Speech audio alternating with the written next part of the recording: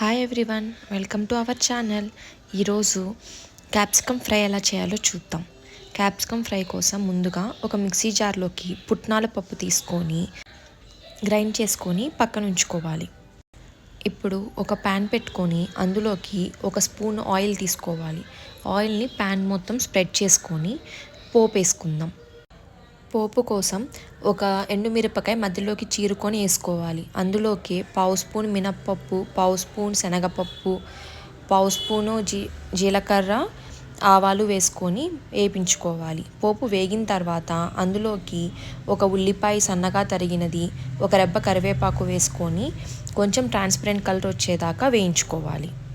ఉల్లిపాయ ఇలా లైట్గా ట్రాన్స్పరెంట్ అయిన తర్వాత అందులోకి మనం కట్ చేసుకున్న 250 గ్రామ్స్ క్యాప్సికమ్ వేసుకోవాలి. క్యాప్సికమ్తో పాటు అందులో ఉన్న గింజలు కూడా వేసుకుంటే తినేటప్పుడు పంటికి తగులుతా బాగుంటుంది.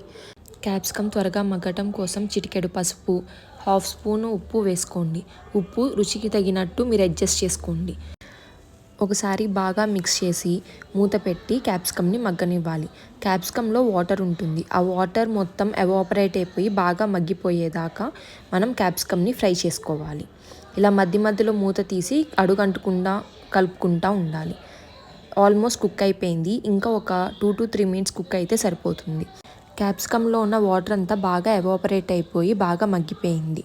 ఇందులోకి ఒక స్పూన్ గొడ్డు కారం వేసుకొని బాగా మిక్స్ చేసుకోవాలి. మీ దగ్గర కనుక ఇలా కారం లేకపోతే మీరు half spoon chilli flakes, half spoon normal కారం వేసుకుంటే తినే అప్పుడు ఆ చిల్లీ ఫ్లేక్స్ పంటికి తగులుతా బాగుంటుంది.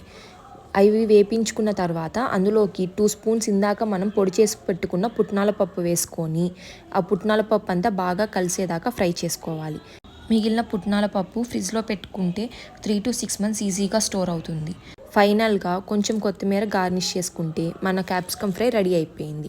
ఇది రైస్లోకైనా లేకపోతే సాంబార్ రసం తినేటప్పుడు సైడ్ డిష్గా నంచుకోవడానికైనా సూపర్గా ఉంటుంది. మీరు కూడా ఒకసారి ట్రై చేసి ఎలా వచ్చిందో కమెంట్ సెక్షన్లో కమెంట్ చేయండి.